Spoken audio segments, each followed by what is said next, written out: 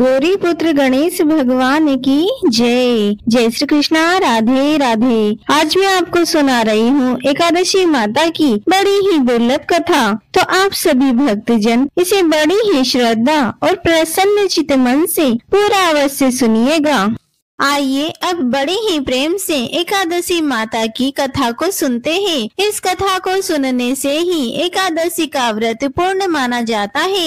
एक बूढ़ी माँ ने एक बार एकादशी का व्रत रखा, बड़े ही भाव भक्ति से पूजा अर्चना की। उन्हें वृद्धावस्था में क्या ही बाधा थी, वे तो अपने पुत्र पौत्रों की सुख सुविधा के लिए व्रत करने लगी थी। वे दिन भर तो जरा कठोर मन करके अपनी प्यास को रोके रही। दिन में पूजा पाठ किया, कथा सुनी और पंडित जी को मिट्टी के पात्र में जल भरकर पानी और ऋतु फल दान में दिए। दोना भर भर के बूरा शक्कर वितरण किया। उन्हें गर्मी के कारण बहुत बेचैनी हो रही थी, इस कारण से बड़ी देर तक पानी में पड़ी रही और पानी के कुल्ला करती रही, मुँह धोती रही। तब कहीं थोड़ा बहुत धीर बंद पाया। धूप तो बहुत तेज पड़ रही थी, इस कारण बार बार मुँह सूख रहा था। बूढ़ी माँ बहुत बेचैन हो रही थी। एक बुढ़ापा और दूसरा यह भयंकर गर्मी। वृद्धावस्था की स्थिति तो कुछ दूसरी ही प्रकार की होती है। जैसे जैसे रो धोकर दिन कट पाया और अब पहाड़ सी रात सामने थी, उसका कटना बड़ा ही कठिन दिखाई दे रहा था। खटिया पर पड़ी शांति नहीं मिल रही थी।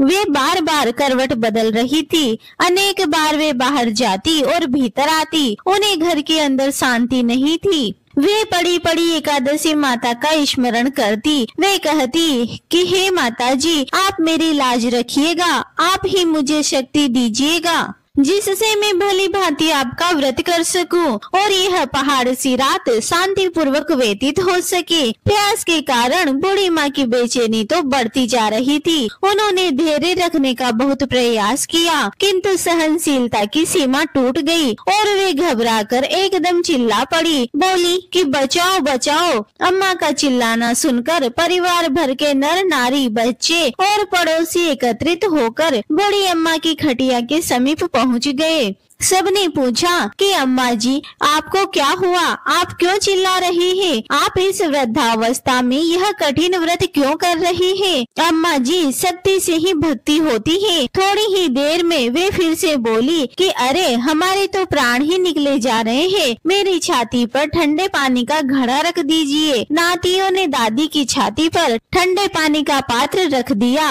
तब कहीं उन्हें थोड़ा बहुत आराम मिला और थोड़ी देर के लिए उन्होंने अपनी आंखें बंद कर ली। एकादशी माता ने सोचा कि यह बूढ़ी अम्मा तो बहुत ही कठोर है, जरा जाकर उनकी परीक्षा लेना चाहिए। वे आधी रात को मुर्गा बनकर ठेर लगाने लगी। मुर्गा की आवाज सुनकर दादी जल्दी से उठी और बाहर जाकर आसमान की ओर देखा। कहीं उन्हें प्रातःकालीन तारा दिखाई नहीं दिया। वे सोचने लगी कि यह मुर्गा क्यों और कैसे बोल गया। उन्हें प्यास तो लग ही रही थी। थोड़ा बहुत उनका मन भी विचलित होने लगा, किंतु अंत में उन्होंने दृढ़ निश्चय किया कि मैं अब व्रत को पूर्ण करके ही छोड़ूंगी, चाहे भले मेरे प्राण ही क्यों ना निकल जाए। यह सोचकर फिर वे खटिया पर शिथिल होकर लेट गई। थोड़ी ही देर में एकादशी माता ने उनकी फिर से परीक्षा लेनी चाहिए। एक छोटी सी बालिका एक गिलास में शरबत लेकर उनके सिराने खड़ी हो गई और वे जोर से बोली कि दादी जी, सवेरा हो गया है, आप हाथ मुंह धोकर शरबत पी लीजिए।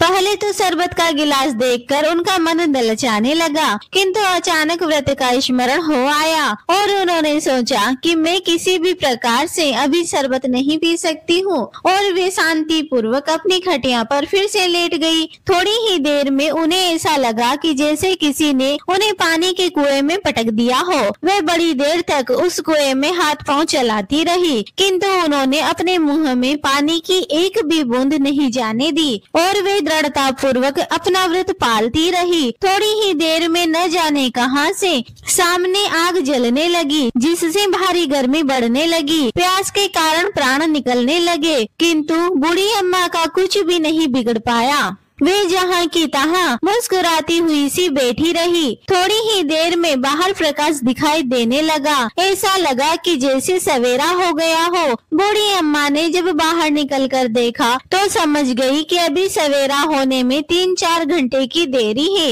यह जानकर वे शांति पूर्वक इधर उधर घूमने लगी। एकादशी माता यह बात अच्छी तरह से समझ गई कि यह बूढ़ी अम्मा किसी भी प्रकार से अपने व्रत से नहीं टल सकती है। वे उनके सत्य व्रत को अच्छी तरह से समझ गई। सवेरा होते ही बूढ़ी माता ने स्नान किया, भगवान का पूजन पाठ किया, एकादशी माता की कथा सुनी, ब्राह्मणों को दक्षिणा देकर भोजन करवाया, तब कहीं उन्होंने जल ग्रहण किया।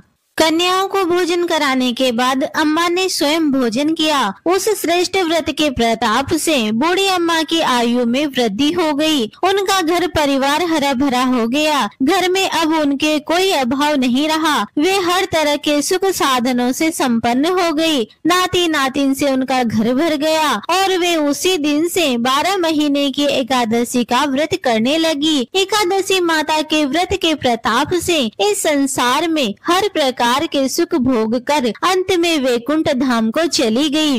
जैसे एकादशी माता ने बूढ़ी माता और उनके परिवार को हरा भरा किया, ऐसे ही एकादशी माता सभी की मनोकामनाओं को पूर्ण करे। बोली श्री लक्ष्मी नारायण भगवान की जय।